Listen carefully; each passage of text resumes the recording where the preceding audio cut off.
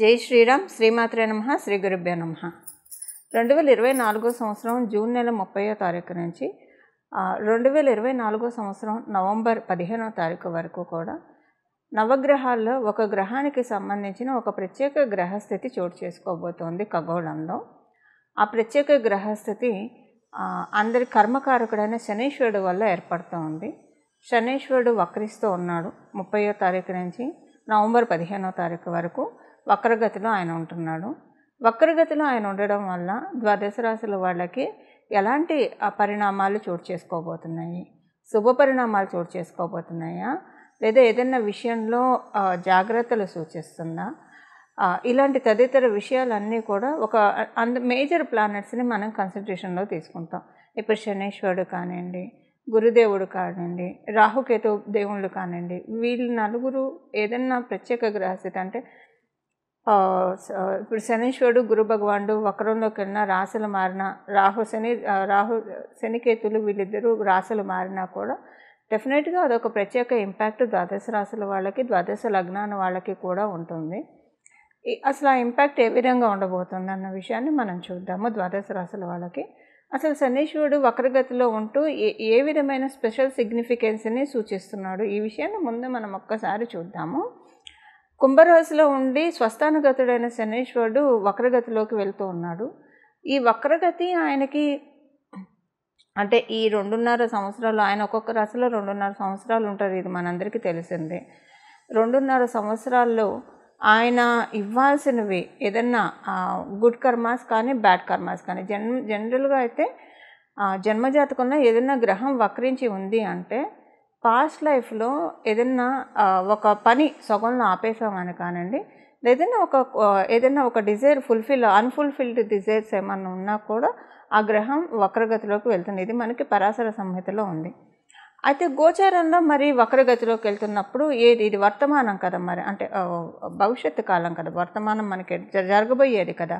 So ఇందులో శనీశ్వరుడు వక్రగతిలోకి వెళ్తూ ఏ రకమైన ఇండికేషన్స్ని ద్వాదశ రాశుల వాళ్ళకి ఇస్తున్నారు?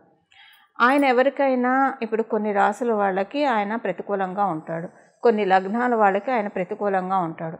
ఆయన సవ్యగతిలో ఉన్నప్పుడు ఆ రాశులు ఆ లగ్నాల వాళ్ళకి ఆయన కొన్ని మహాదశలు జరుగుతున్న వాళ్ళకి కూడా ఆయన కొన్ని ప్రతికూల పరిస్థితులను ఇస్తూ ఉంటాడు. అలా ఇచ్చే పరిస్థితుల్లో ఆయన కొన్ని మంచి చేయడానికి ఆయన వెనక్కి రావడం జరుగుతుంది. ఎవరు ఆ రాశుల వాళ్ళు, ఆ లగ్నాల వాళ్ళు అంటే మేషరాశి వాళ్ళకి, అలాగే వృశ్చిక రాశి వాళ్ళకి. వృశ్చిక రాశుల్లో పుట్టిన, వృశ్చిక లగ్నాల్లో పుట్టిన, ప్రత్యేకించి శనీశ్వరుడు గోచారంలో కొన్నిసార్లు సవ్యగతిలో ఉంటే వాళ్ళకి ఎప్పుడైనా విపరీతమైన ఫలితాలు వస్తాయి. అంటే మళ్ళీ దేన్ని కూడా జడ్జిమెంటల్గా చెప్పకూడదు. మీ జన్మజాతకంలో శనీశ్వరుడు బలం బాగా ఉంటే ఈ పాయింట్ చాలా వరకు నెగేట్ అయిపోతుంది. శనీశ్వరుడు బలం అంటే వృశ్చిక రాశుల్లో వృశ్చిక లగ్నాల్లో పుట్టిన వాళ్ళకి శనీశ్వరుడు బలం ఉంటే పర్వాలేదు, ఆయన సవ్యగతిలో ఉన్న ఇబ్బంది పెట్టడు. ఆయన అపసవ్య మార్గంలో వెళ్తున్నప్పుడు, రెట్రోగ్రేడ్లో ఉన్నప్పుడు ఇంకా మంచి ఫలితాన్ని ఇస్తాడు. కుజమహాదశ ఎవరికైనా, ఇప్పుడు మంగళ దశ ఎవరికైనా జరుగుతూ ఉందనుకోండి, వాళ్ళకి కూడా సవ్యదశలో ఉన్నప్పుడు ఆయన సవ్యంగా సంచారం చేస్తున్నప్పుడు ఓకే, ఆయన మీ జన్మజాతకంలో శనీశ్వరుడు బలం ఉంటే ఇబ్బంది పెట్టడు, అలాగని పూర్తిగా మంచి కూడా చేయడు. కానీ వక్రగతిలో వెళ్ళేప్పుడు మీకు ఒకవేళ మంగళ దశ జరుగుతూ ఉందనుకోండి, చాలా మంచి ఫలితాన్ని, శుభ ఫలితాన్ని ఇస్తాడు ఆయన. సో ఇప్పుడు ఇంకొక చిన్న క్యాలిక్యులేషన్ చెప్పాలి ఇక్కడ మీకు. మీరు పుట్టినప్పుడు కనుక మీకు జన్మ శనిలో పుట్టినా, లేదా ఏలినాటి శనిలో పుట్టినా, అష్టమ శనిలో పుట్టినా, అర్ధాష్టమ శనిలో పుట్టినా కూడా ఈ ట్రాన్సిట్ మంచిగా చేస్తున్నాడు. అంటే ఆయన ఇప్పుడు అష్టమ శని, అర్ధాష్టమ శని, ఏలినాటి శని మంచి రిజల్ట్స్ ఇస్తుంది. ఆయన వక్రగతిలోకి వెళ్ళినప్పుడు ఇంకా మంచి రిజల్ట్స్ ఇస్తుంది. అదే మీరు వృశ్చిక రాశి లగ్నాల్లో పుట్టి ప్రత్యేకించి వృశ్చిక రాశి వాళ్ళకి ఇప్పుడు అర్ధాష్టమ శని జరుగుతూ ఉంది. ఈ వక్రంలో వెళ్ళండి, ఈ పర్టికులర్ పీరియడ్ మీకు చాలా మంచి జరుగుతుంది. ఏదైనా పనులు పెండింగ్ ఉండి అవ్వకపోతే అవన్నీ జరుగుతాయి. అవన్నీ నేను రాశుల వారీగా చెప్తాను, బట్ జనరల్గా అవుట్లుక్ ఇస్తున్నాను. ఇదొకటి ఉంటుంది. సెకండ్, మీరు అసలు ఎలా తెలుసుకోవాలి మీరు పుట్టింది గోచారం, మీరు పుట్టినప్పుడు అష్టమ శనిలో పుట్టారా, అర్ధాష్టమ శనిలో పుట్టారా, ఏలినాటి శనిలో పుట్టారా? సహజంగా ఒక రఫ్ ఐడియా, ఎంత జన్మజాతకం తెలిసినా తెలియకపోయినా ఒక రఫ్ ఐడియా అయితే మీకు ఉంటుంది కదా. మీరు ఏ టైంలో ఏ ఇయర్లో పుట్టారన్న రఫ్ ఐడియా ఉంటుంది కదా. ఒకసారి గూగుల్ చేయండి. మీరు పుట్టినప్పుడు మీ రాశి వాళ్ళకి ఏలినాటి శని జరుగుతున్నా, అష్టమ శని జరుగుతున్నా, అర్ధాష్టమ శని జరుగుతుందా, అది ఒకసారి చూస్తే మీకు అసలు గోచారంలో శనైశ్వరుడు మీకు అష్టమ శని, అర్ధాష్టమ శని, ఏలినాటి శనిలో ఉంటే మీరు పుట్టడం కూడా అలా పుట్టితే కనుక చాలా మంచి ఫలితాన్ని ఇస్తాడు. సో కర్మకారకుడైన శనైశ్వరుడు వక్రగతిలోకి వెళ్తూ అందులో లాభస్థానంలో ఉంటూ ఆయన వక్రగతిలోకి వెళ్తున్నాడు. అంటే దశమ స్థానం మకర రాశి వైపు వెళ్తూ ఉన్నాడు. లాభస్థానంలో ఉంటూ కర్మస్థానం వైపు, దశమ స్థానం అంటే కర్మస్థానం వైపు ఆయన వక్రగతిలోకి వెళ్ళడం ఇప్పుడు ఒక్కొక్కళ్ళకి విడివిడిగా మీ రాశి వాళ్ళకి ఎలాంటి ఇంపాక్ట్ చూపించబోతుంది అన్న విషయాన్ని మనం ఒక్కసారి తెలుసుకుందాం. లాభస్థానంలో ఉంటూ వక్రం అంటే ఆయన 10వ స్థానంలోకి వెళ్తున్నారు. అంటే ద్వాదశ రాశుల వాళ్ళకి మీరు చేసే వృత్తి వ్యాపారాల్లో ఏదో ఒక యోగ్యతను, అంటే మీ యోగ్యతను అనుసరించి ఏదో ఒక మంచి మార్పు ఆయన తెచ్చిపెడతారు. ఇప్పుడు అందరూ చాలామంది మనకి కొంత పాపులేషను వర్కింగ్లో ఉంటారు, కొంత పాపులేషను బిజినెస్ చేస్తూ ఉంటారు, కొంత పాపులేషన్ ఫ్రీలాన్స్ వర్క్స్ చేస్తూ ఉంటారు. మీ అందరికీ ఓకే, ఏదో ఒక మీ యోగ్యతను అనుసరించి మీకు తగు ఫలితాలను ఆయన లాభస్థానంలో వక్రిస్తూ మీకు ప్రసాదిస్తాడు. అయితే ఇప్పుడు కొంతమంది గృహిణీలు ఉంటారు, సీనియర్ సిటిజన్స్ ఉంటారు. మరి వీళ్ళ మాట ఏంటి? చక్కగా గృహిణులుగా వాళ్ళ ధర్మాన్ని, వాళ్ళ కర్తవ్యాన్ని వాళ్ళు నిర్వర్తిస్తూ ఉంటారు. అలాగే సీనియర్ సిటిజన్స్ ఉంటారు. మరి వీళ్ళకి ఆయన అపసవ్య మార్గంలో వెళ్తూ ఏం చేస్తారంటే, సొసైటీలో మీకు ఒక మంచి పలుకుబడిని, ఉన్నతిని, అందరూ మిమ్మల్ని గుర్తించడము, అందరితోటి మంచి రిలేషన్ ఉండడము, అలాగే మీ ఇంట్లో ఉన్న వాళ్ళకి, గోచారంలో మీకు వచ్చింది కాబట్టి మీ ఇంట్లో ఉన్న వాళ్ళకి ఏదైనా ఒక ప్లస్ జరుగుతుంది. సో మీ ఇంట్లో ఉన్న వాళ్ళు, ఇప్పుడు సపోజ్ ఆడవాళ్ళు గృహిణులు అనుకోండి, మీ శ్రీవారు వర్కింగ్ అయితే వారికి కలిసి వస్తే మరి అవంతా మీకే కదండి, మీకు మీ పిల్లలకే కదా, సో మీ కుటుంబం వరకే కాబట్టి అలా మీకు సంతోషము, సౌభాగ్యము చేకూరుతుంది. అదే సీనియర్ సిటిజన్స్ అనుకోండి, మీ పిల్లలు వృత్తి వ్యాపారాల్లో బాగా రాణించారు అనుకోండి, తల్లిదండ్రులు పిల్లలు బాగా రాణిస్తుంటే అందరికంటే ఎక్కువగా ఆనందించే వాళ్ళలో ఫస్ట్ నిస్సందేహంగా తల్లిదండ్రులే ఉంటారు ఎవరికైనా. సో అది మీకు సంతోషదాయకమే కదా. ఇలా మీకు గృహిణులకే కావచ్చు, సీనియర్ సిటిజన్స్కే కావచ్చు, ఇలా మన ఫలితాలను అప్లికేబిలిటీ చేసుకోవాలి. అలా ఉద్యోగం కోసం కొంతమంది ఎదురు చూస్తూ ఉంటారు. వ్యాపారము స్టార్ట్ చేసి వాళ్ళకి చేసిన బిజినెస్ కలిసి రాక నైరాశ్యంతో ఎదురు చూస్తూ ఉంటారు. వీళ్ళందరికీ కూడా శనైశ్వరుడు ఏదో ఒక మంచి మార్పు తేబోతూ ఉన్నారు. అవేంటో మీ రాశుల వారిగా ఇప్పుడు తెలుసుకుందాం. తులారాశిలో పుట్టిన వాళ్ళకి మొదటగా మీ రాశికి ఆయన మహారాజ యోగాన్ని ఇస్తాడు. యోగ కారకుడు కాబట్టి మంచి యోగాన్ని ఇస్తాడు. మీకు వృషభ రాశి, తులారాశి లగ్నాల్లో పుట్టిన వాళ్ళకి ఇప్పుడు ఆయన మీకు పంచమ స్థానంలో ఉంటూ ఆల్రెడీ కుంభరాశిలోకి వచ్చినప్పటి నుంచి శశమహాపురుష యోగాన్ని ఇస్తూ ఉన్నాడు. ఇప్పుడు ఆయన వక్రగతిలో ఉంటున్నాడు.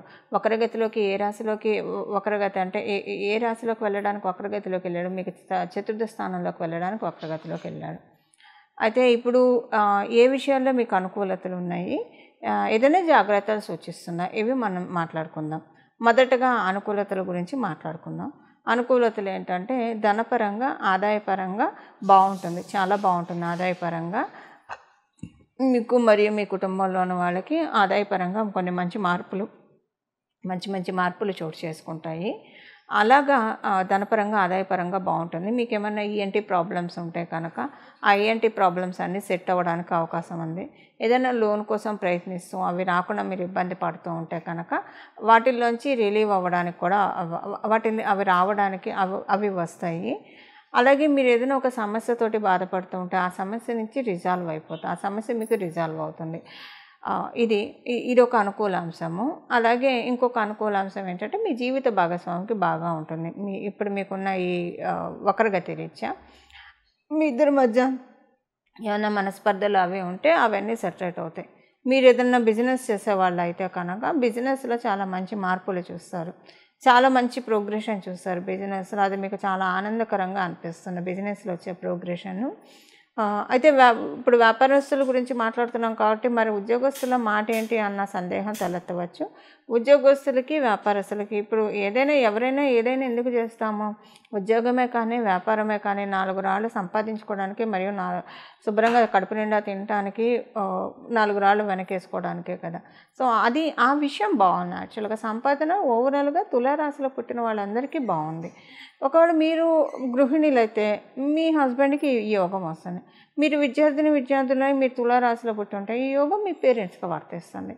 అలాగా ఇప్పుడు ఉద్యోగం చేసే వాళ్ళకి, వ్యాపారం చేసే వాళ్ళకి ఇద్దరికీ కూడా అనుకూలమైన పరిస్థితులే వృత్తి వ్యాపారాల్లో సూచిస్తుంది. బట్ ఒక 10% బోనస్ అనుకోండి, బఫర్ అనుకోండి, ఇది వ్యాపారస్తులకి ఎక్కువగా ఉంది. ఎందుకంటే వ్యాపారస్తులు కొంచెం బాగానే వ్యాపారం అవుతూ ఉంది. బట్ ఏది కూడా టెన్షన్ లేకుండా రాలేదు వాళ్ళకి, ఈజీగా రాలేదు. ఎందుకంటే వ్యాపారంలో కూడా అనుకూలతను ఆయన ఇచ్చాడు. ఇన్నాళ్ళు కుంభరాశిలో ఉండి ఇచ్చాడు. కానీ పూర్తిగా టెన్షన్ లేకుండా అయితే రాలేదు ఏది కూడా మీకు. సో, ఇప్పుడు టెన్షన్ లేకుండా శుభ్రంగా సంపాదించుకుంటారు ఇది. అయితే ఉద్యోగస్తులకి కూడా మంచి ఫలితాలను ఆయన ప్రసాదిస్తాడు. ఎలాంటి ఇబ్బంది ఉండదు. ఇది ఒక అనుకూలత. మెయిన్ డబ్బు పరంగా బాగా ఉంటుందండి తులారాశి, తులా లగ్నంలో పుట్టిన వాళ్ళకి. మీకు కావచ్చు, మీ ఇంట్లో వాళ్ళకి కావచ్చు, ఆదాయపరంగా బాగుంటుంది. ఏమన్నా పెండింగ్ ప్రాపర్టీస్ ఉంటే అవి రిలీజ్ అవ్వడానికి అవకాశం ఉంది. ఏమన్నా గవర్నమెంట్కి సంబంధిత పనులు ఏమన్నా అవ్వలేదు, పెండింగ్లో ఉన్నాయంటే అవన్నీ కూడా పెండింగ్లో ఉన్న పనులన్నీ క్లియర్ అవుతాయి. ఇలా తులారాశి వాళ్ళకి అనుకూలతలు ఉన్నాయి. అయితే ఏదైనా విషయంలో జాగ్రత్త సూచిస్తుందా అంటే మీ తులారాశి వాళ్ళకి జాగ్రత్త అయితే ఏం సూచించట్లేదు, అంతా బాగా ఉంది, అనుకూలతలే ఉన్నాయని చెప్పాలి సింపుల్గా చెప్పాలంటే. ఇవి శనీశ్వరుడు వక్రగతిలోకి వెళ్తూ మీకు ప్రసాదించే చక్కటి శుభ ఫలితాలు. చూసారు కదండి మీ రాశి వాళ్ళకి శనీశ్వరుడు వక్రగతిలోకి వెళ్తూ ఎలాంటి ఫలితాన్ని ఇస్తూ ఉన్నాడో. అయితే ద్వాదశ రాశుల వాళ్ళకి, ద్వాదశ లగ్నాల వాళ్ళకి శనీశ్వరుడు మీకు యోగించే స్థితిలో లేకపోయినా, సపోజ్ మంగళ దశ జరిగే వాళ్ళకి మీకు శనీశ్వరుడు బలం బాగా జన్మజాతకంలో ఉంటే, ఆయన సవ్యగతిలో ఉంటే పెద్దగా ఇబ్బంది పెట్టడు. అపసవ్య మార్గంలో ఉంటే మటుకు మంచి ఫలితాన్ని ఇస్తాడు. అలాగంటే మీకు మంగళ మహాదశ జరుగుతూ ఉన్నా, మంగళ అంతర్దశ జరుగుతూ ఉన్నా ఈ పాయింట్ అప్లికేబిలిటీ ఉంటుంది. లేదా మీ జన్మజాతకంలో శనీశ్వరుడు మరియు మంగళ వీళ్ళిద్దరూ కలిసి కనుక ఉంటే అప్పుడు కూడా సేమ్ సిచ్యువేషన్ ఉంటుంది. ఆయన సవ్యగతిలో కంటే అపసవ్యగతిలో వెళ్ళినప్పుడే మంచి ఫలితాన్ని ఇస్తారు. సో ఇవన్నీ అసలు తెలిసినా తెలియకపోయినా శనీశ్వరుడు అపసవ్యగతి మీకు మంచి ఫలితాన్ని తెచ్చిపెట్టాలంటే అయితే ఇప్పుడు మనం ఏ పరిహారం చేయాలి? నేను మొదట చెప్పినట్లు ఇప్పుడు కొంతమంది నిరుద్యోగులు ఉంటారు, ఉద్యోగం కోసం ప్రయత్నిస్తూ ఉంటారు. అలాగే వ్యాపారంలో అభివృద్ధి సరిగ్గా లేకుండా బాధపడుతూ ఉంటారు. అంటే ఉద్యోగం చేస్తూ వాళ్ళ శ్రమని కూర్చి వాళ్ళ ఎఫర్ట్స్ని పెట్టేవాళ్ళు ఉంటారు. వ్యాపారం చేస్తూ వాళ్ళ ఎఫర్ట్స్ని పెట్టి వాళ్ళు ఉన్నంతలో సంతృప్తిగా ఉన్నవాళ్ళు ఉంటారు. ప్రయత్నాలు సఫలీకృతం కాక ఇబ్బంది పడుతున్న వాళ్ళు ఉంటారు. ఆల్రెడీ మీరు వృత్తి వ్యాపారాల్లో ఉంటే అందులో కలిసి వచ్చే విధంగా శనీశ్వరుడు ఇప్పుడు తోడ్పాటునిస్తాడు ఈ పరిహారం చేసుకుంటే, ఆయన వక్రగతిలో ఉన్నాడు కాబట్టి. అలాగే నిరుద్యోగులకి ఇప్పుడు ఈ పరిహారం బాగా ఉపయోగపడుతుంది. ఉద్యోగం తొందరగా రావడానికి ఆయన అంటే తల్లిదండ్రులకు ముద్దొచ్చినప్పుడే చంకెక్కాలి అన్నట్లు ఇప్పుడు ఆయన ఈ కరుణించే స్టేజ్లో ఉన్నాడు కాబట్టి పరిహారాలు చేసుకోవడం వల్ల, చిన్న పరిహారాలు చేసుకోవడం వల్ల వెంటనే ఆయన స్వతరంగా వరాలను ప్రసాదిస్తాడు. అది నిరుద్యోగులకు ఉద్యోగం రావడానికి బాసట అవుతుంది ఈ పరిహారము. అలాగే ఇప్పుడు వ్యాపారం పెట్టి అస్సలు ముందుకు సాగాక చాలామంది ఇబ్బంది పడుతూ ఉంటారు.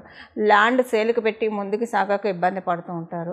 ఏదైనా భూమి కొనాలి, కొంతమంది డబ్బులు కట్టేసి ఉంటారు కానీ ఆ ప్రాపర్టీ కన్స్ట్రక్షన్ మటుకు పూర్తిగా కాదు, అలా ఇబ్బంది పడేవాళ్ళు ఉంటారు.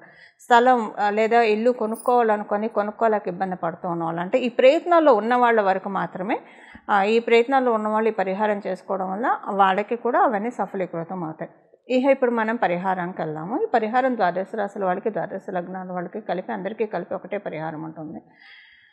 ప్రతిరోజు భాగవతంలోని గజేంద్ర మోక్ష ఘట్టం చదవడం, వినడం ఇది చేస్తే కనుక మన జీవితంలో ఉన్న కష్టాల నుంచి, దుఃఖాల నుంచి భగవంతుడు కృష్ణ పరమాత్ముడు మనల్ని గట్టెక్కిస్తాడు. ఈ గజేంద్ర మోక్షము మీరు చదవడం, మీకు బాగా చదివే అలవాటు ఉన్న వాళ్ళైతే చదివేసుకోండి హాయిగా, లేదా వినడానికైనా ప్రయత్నించండి ప్రతిరోజు. కనీసం రోజు కుదరకపోయినా శనీశ్వరుడు వారమైన శనివారం అయినా సరే కనీసం వినడానికి ప్రయత్నించండి. ఈ ఆపర్చునిటీ అస్సలు ఎవ్వరూ మిస్ కాకండి. ఇది చాలా స్వల్పమైన రెమెడీ. భాగవతాన్ని చదవడం వల్ల పెచ్చు పుణ్యం వస్తుంది, బహులాభాలు ఉంటాయి. ఇది మనందరికీ తెలిసిన విషయమే. అందులో గజేంద్ర మోక్ష ఘట్టం వినడం వల్ల ఇందులో మీరు చేయాల్సిందల్లా మీ టైం కొంత కేటాయించాలి.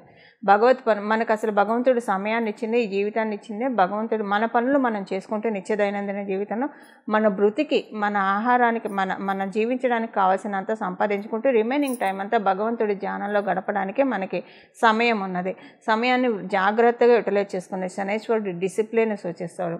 సో ఎవరైతే టైం వేస్ట్ చేయకుండా ఉత్తగా అంటే వ్యర్థ ప్రసంగాలతోటి లేదా చిట్ చాట్ తోటి ఇలా కాకుండా ప్రొడక్టివ్గా టైంని ఉపయోగించుకోవడానికి ప్రయత్నించండి. ప్రొడక్టివ్గా టైం ఉపయోగించుకోవడానికి ప్రయత్నించే వాళ్ళంటే శనీశ్వరుడికి బహుప్రీతులు అవుతారు. వాళ్ళని ఆయన ఇబ్బంది పెట్టాడు, ఎందుకంటే ఆయన క్రమశిక్షణని సూచిస్తాడు కాబట్టి. సో మీ టైం మీరు ఎంత క్వాలిటీగా, ఎంత ప్రొడక్టివ్గా యూజ్ చేసుకుంటున్నారో ఇది ఒక చెక్ పెట్టుకోండి. తర్వాత గజేంద్ర మోక్షం వినడానికి ప్రయత్నించండి ప్రతిరోజు కూడా. ఇలా గజేంద్ర మోక్షాన్ని వినడం వలన మీకు అంటే ఏ విషయంలో అయితే నలిగిపోతూ ఉన్నారో ఆ విషయం నుంచి బయటకు వచ్చేస్తారు. అందులో ఇప్పుడు ఆయన కుంభరాశిలో ఉండి వక్రగతిలోకి వెళ్తున్నాడు. ఆయన కుంభరాశి నుంచి మీనరాశిలోకి వెళ్తే మళ్ళీ కుంభరాశిలోకి రావడానికి 30 సంవత్సరాలు పడుతుంది. సో ఇప్పుడు ఉన్నవాళ్ళు చాలా అదృష్టవంతులు అని చెప్పాలి. ఈ రెట్రోగ్రేషన్లో ఉన్నప్పుడు ఈ పరిహారం చేసుకోవడం వల్ల కనీసం ఇక్కడి నుంచి ఒక 6-7 సంవత్సరాల వరకు డోకా లేకుండా మంచి మార్పుల్ని కైవసం చేసుకోవడానికి డెఫినెట్గా గజేంద్ర మోక్షం ఉపయోగపడుతుంది. ఇలా గజేంద్ర మోక్షాన్ని మీరు ప్రతిరోజు చదవడం, వినడం, రోజు కుదరని వాళ్ళు కనీసం శనివారం పూట వినడానికైతే వితౌట్ ఎనీ ఫెయిల్ ప్రయత్నించండి. ఆ పెరుమాళ్ళ ఆశీస్సులు మీరు అందరూ అందుకుంటారని చెప్పి, తద్వారా అందుకోవాలని చెప్పి నేను కూడా ప్రార్థిస్తూ, మీ అందరి తరఫున వాసుదేవుని ప్రార్థిస్తూ మంగళం. నమో భగవతే వాసుదేవాయ.